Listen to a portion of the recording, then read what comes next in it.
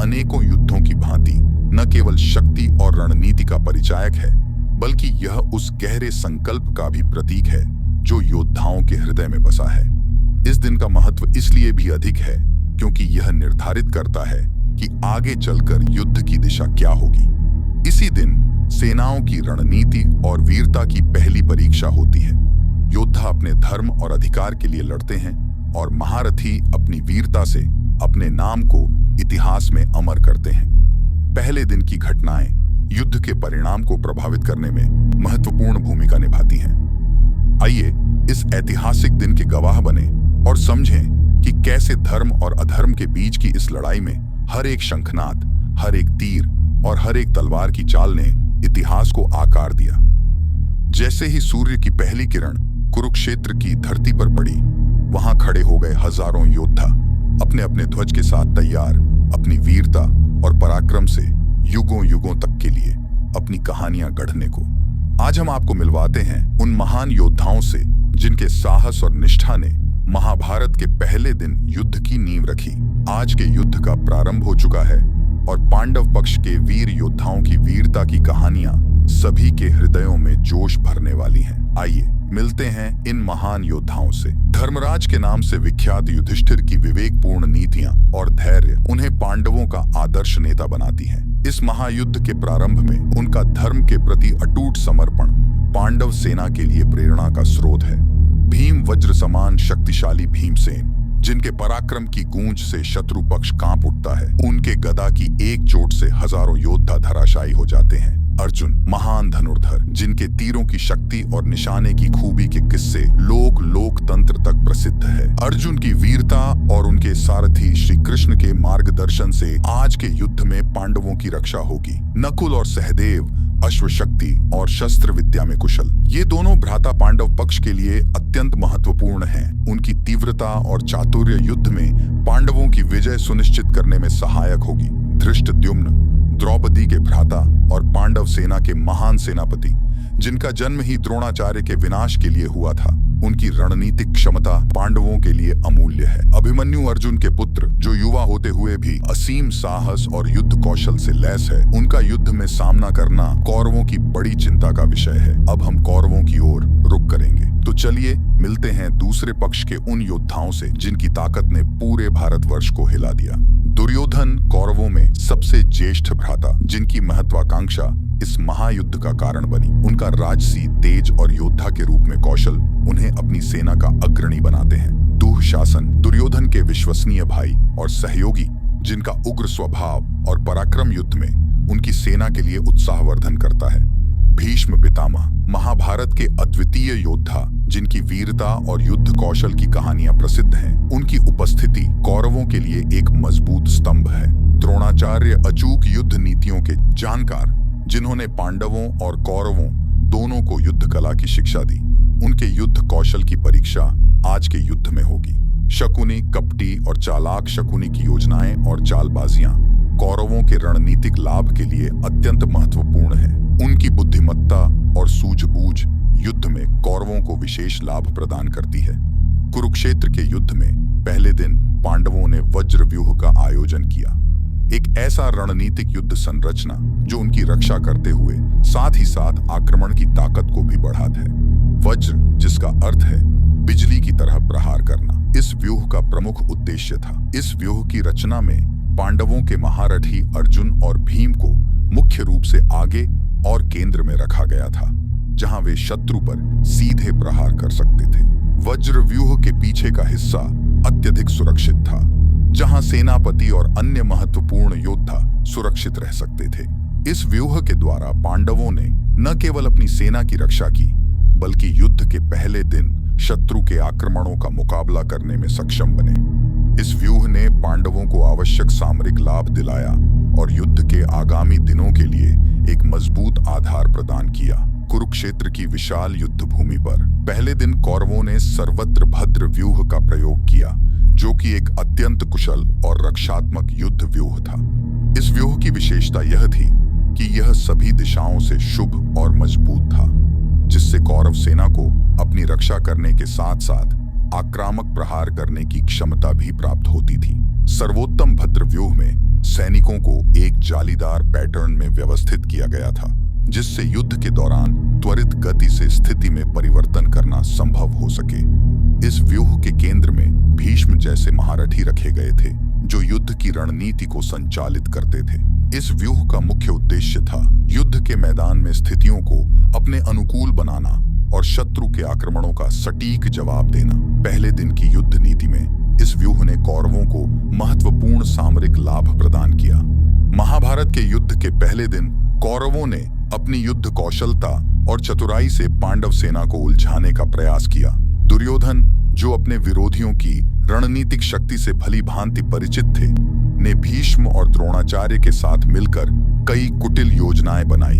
इन योजनाओं में सम्मोहन और परिवर्तनीय पद्धतियां शामिल थीं, जिससे पांडवों की सेना को विभाजित करने और उनके युद्ध संरचना में विघ्न डालने का प्रयास किया गया। कौरव सेना ने छद्म आक्रमण करके पांडवों को अपने मूल स्थान से हटाने की कोशिश की, जिससे वे रक्षात्मक मोर्चे को कमजोर कर सकें। इस प्रक्रिया में कौरवों ने विशेष रूप से पांडवों के महत्वपूर्ण योद्धाओं को निशाना बनाया, उन्हें युद्ध के मुख्य क्षेत्र से दूर लुभाने का प्रयास किया। यह रणनीतिक चालें कुछ हद तक सफल रहीं, क्योंकि पांडवों को अपनी रणनीति में लगातार समायोजन और परिवर्तन करने पड़े। महाभारत के युद्ध के पहले दिन जब भीम और दुर्योधन आमने सामने आए, तो यह युद्ध केवल शारीरिक नहीं, बल्कि मानसिक और भावनात्मक रूप से भी उतना ही तीव्र था। दोनों योद्धा अपनी अपनी गदा को संभाले हुए थे और उनकी आंखों में वर्षों से संचित शत्रुता और प्रतिशोध की ज्वाला दहक रही थी। युद्ध का आरंभ भीम के जोरदार प्रहार से हुआ, जिसने दुर्योधन को कुछ क्षण के लिए असंतुलित कर दिया। लेकिन दुर्योधन, जो कि गदा युद्ध में निपुण थे, तुरंत ही संभल गए और पलटवार करते हुए भीम पर एक क्रूर वार किया। इस प्रतिक्रिया से भीम भी कुछ कदम पीछे हटे, लेकिन तुरंत ही उन्होंने अपनी गदा को फिर से संभाला और युद्ध को जारी रखा। दोनों योद्धाओं की गदा हवा में घूम रही थी और जब भी वे आपस में टकराती तो एक भयानक ध्वनि उत्पन्न होती, जो युद्ध भूमि के हर कोने तक पहुंचती। भीम का प्रत्येक प्रहार जैसे पहाड़ तोड़ने की क्षमता रखता था और दुर्योधन की प्रत्येक चाल में वह चालाकी और कौशल था, जो किसी भी योद्धा को पराजित कर सकता था। इस युद्ध के दौरान दोनों योद्धा एक दूसरे पर बार बार वार कर रहे थे, जिससे युद्ध भूमि में एक अजीब सा तनाव और रोमांच पैदा हो गया था। हालांकि इस युद्ध का कोई निश्चित परिणाम नहीं निकला। यह युद्ध उनके आपसी रंजिश और आगे की लड़ाइयों के लिए एक निर्णायक भूमिका निभा रहा था। इस प्रकार भीम और दुर्योधन के बीच का यह युद्ध न केवल उनके बीच की शत्रुता को दर्शाता है, बल्कि यह भी बताता है कि महाभारत का युद्ध कितना गहन और व्यक्तिगत था। महाभारत के युद्ध के पहले दिन भीष्म पितामह ने कौरव सेना की अगुवाई की और उनकी वीरता ने युद्ध भूमि में एक अद्वितीय छाप छोड़ी। अपने रथ पर सवार होकर वे पांडवों की सेना में गहराई तक प्रवेश कर गए, जिससे पांडवों की व्यूह रचना में विघ्न उत्पन्न हुआ। भीष्म के धनुष से निकले हुए बाणों की वर्षा ने पांडव सेना को बुरी तरह से हिला दिया। उनकी शस्त्र कौशल और रणनीतिक चालाकी से पांडव योद्धा पीछे हटने पर मजबूर हो गए। भीष्म की अग्रसर यात्रा में उन्होंने अनेक पांडव योद्धाओं को पराजित किया और उनकी अदम्य ऊर्जा ने कौरव सेना का मनोबल ऊंचा कर दिया। इस विशाल युद्ध में भीष्म की उपस्थिति ने न केवल कौरव पक्ष को एक मजबूत स्थिति प्रदान की, बल्कि पांडवों के लिए एक चुनौती भी कर दी। उनकी अग्रसर गतिविधि ने युद्ध के परिणाम पर एक महत्वपूर्ण प्रभाव डाला, जिससे पांडवों को अपनी रणनीति पुनः विचार करनी पड़ी। महाभारत के महान युद्ध के पहले दिन जब युवा अभिमन्यु और उनके परदादा भीष्म का सामना हुआ, तो यह मुठभेड़ सिर्फ शस्त्रों की नहीं, बल्कि भावनाओं की भी लड़ाई थी। भीष्म, जो कि कौरवों के सेनापति थे, उन्होंने अपने महान पोते अभिमन्यु को युद्ध क्षेत्र में देखा तो उनका हृदय द्रवित हो उठा। अभिमन्यु की वीरता और उत्साह को देखकर भीष्म को गर्व तो हुआ, परंतु साथ ही साथ उन्हें इस बात की पीड़ा भी हुई कि उन्हें अपने ही वंश के एक युवा सदस्य के विरुद्ध युद्ध करना पड़ रहा है। भीष्म ने अपनी शक्ति का पूरा उपयोग किए बिना ही अभिमन्यु से लड़ाई लड़ी। उन्होंने उसे अपनी शक्ति के प्रदर्शन से बचाने का प्रयास किया। युद्ध भूमि में भीष्म का हर प्रहार अभिमन्यु के प्रति उनके प्रेम और करुणा को दर्शा रहा था। भीष्म की यह दुविधा उनके चरित्र की गहराई और महाभारत के युद्ध के दुखद पहलू को उजागर करती है। वे न केवल एक महान योद्धा थे, बल्कि एक महान व्यक्तित्व भी थे जो अपने परिवार के प्रति गहरी भावनाएं रखते थे। महाभारत के युद्ध के पहले दिन विराट नरेश के युवा पुत्र उत्तर ने युद्ध भूमि में कदम रखा। युद्ध की विभीषिका से अनजान उत्तरा का उत्साह उनके अनुभवहीनता को छिपा ना सका। उनकी इस नवीन वीरता की परीक्षा शीघ्र ही शल्य से हुई, जो कौरव सेना के अनुभवी योद्धा थे। विराट के पुत्र उत्तर ने हाथी पर सवार होकर मद्र के शासक शल्य के विरुद्ध आक्रमण किया। हालांकि शल्य ने तेजी से आते हुए हाथी पर सवार राजकुमार को रोकने में सफलता प्राप्त की।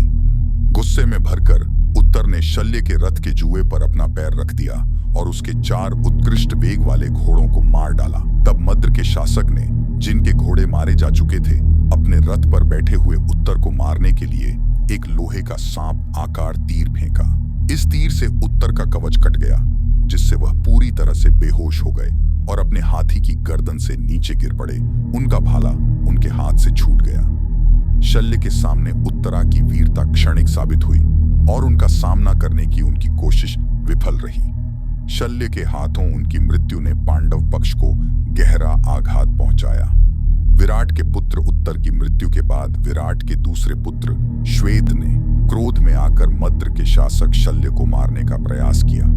श्वेत ने शल्य के रथ की ओर तीरों की वर्षा करते हुए बढ़ा, लेकिन धृतराष्ट्र की ओर से 7 रथ योद्धाओं ने उसे घेर लिया। यह योद्धा शल्य की रक्षा करने के लिए आए थे, क्योंकि उन्हें लगा कि शल्य पहले से ही मौत के मुंह में है। श्वेत ने इन योद्धाओं के धनुष को काट दिया और युद्ध में आक्रमण जारी रखा। इस घटना के बाद युद्ध में भयंकर और रोंगटे खड़े करने वाली लड़ाई शुरू हो गई। भीष्म ने इस युद्ध में श्वेत पर भारी प्रहार किया और अंततः श्वेत को मार डाला। इसके बाद विराट के तीसरे पुत्र शंख ने शल्य पर हमला किया, लेकिन भीष्म ने उसे रोक लिया, जिससे पांडवों में घबराहट फैल गई।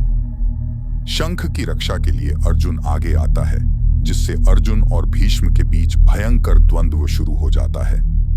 इस बीच शल्य ने शंख के रथ को निष्क्रिय कर दिया, जिससे शंख को वाहन बदलने के लिए मजबूर होना पड़ा।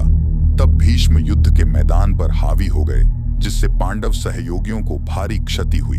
इसी प्रकार युद्ध में विराट के तीसरे पुत्र शंख की भी मृत्यु हो जाती है। महाभारत के युद्ध के प्रथम दिन श्री कृष्ण ने अर्जुन के सारथी के रूप में युद्ध की भूमिका निभाई। श्री कृष्ण का किरदार सिर्फ एक रथ चालक का नहीं, बल्कि एक गहन रणनीतिकार का था, जिन्होंने अर्जुन को युद्ध के विभिन्न पहलुओं में मार्गदर्शन दिया।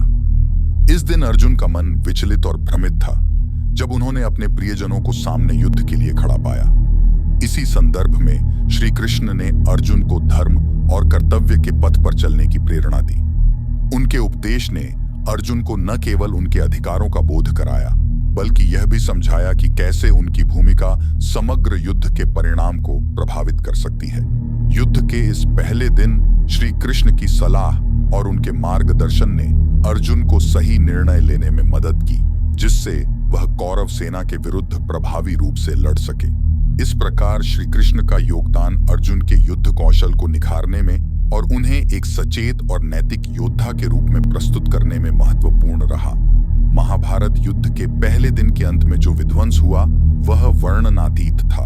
युद्ध क्षेत्र में चारों ओर मृत और घायल योद्धाओं की भीड़ लगी हुई थी, जिसमें कई महान योद्धाओं के शरीर भी शामिल थे। रथ, हाथी और घोड़े युद्ध भूमि पर बिखरे पड़े थे। विशाल सेनाएं जो कभी युद्ध की शुरुआत में उत्साहित थीं, अब थकान और हानि से निराशा में डूबी हुई थीं। पहले दिन के युद्ध का निष्कर्ष यह था कि भीष्म के नेतृत्व में कौरव सेना ने अपनी बढ़त बनाए रखी। भीष्म ने अपनी युद्ध क्षमता से पांडव सेना को बड़ी मात्रा में क्षति पहुंचाई।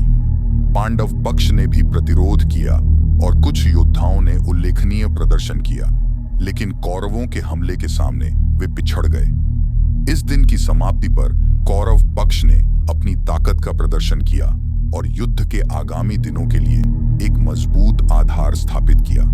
पांडवों को अपनी रणनीति में परिवर्तन करने और नई योजनाएं बनाने की चुनौती थी, क्योंकि वे इस विनाशकारी दिन के बाद पलटवार की उम्मीद कर रहे थे। जैसे ही दिन की लड़ाई समाप्त होती है, निराश युधिष्ठिर पीछे हटने के बारे में सोचते हैं। वह भीष्म की अजेयता पर दुख जताते हुए कृष्ण से सलाह मांगते हैं। कृष्ण ने उन्हें आश्वस्त किया और युधिष्ठिर ने धृष्टद्युम्न को भीष्म की शक्ति का मुकाबला करने के लिए एक रणनीतिक संरचना क्रौंच रूमा का उपयोग करके अपनी सेना का नेतृत्व करने का आदेश दिया। यह भीष्म की चुनौतीपूर्ण शक्ति के खिलाफ पांडवों के बीच नई आशा और रणनीतियों के लिए मंच तैयार करता है। आप सभी का धन्यवाद जिन्होंने महाभारत युद्ध के पहले एपिसोड को देखा।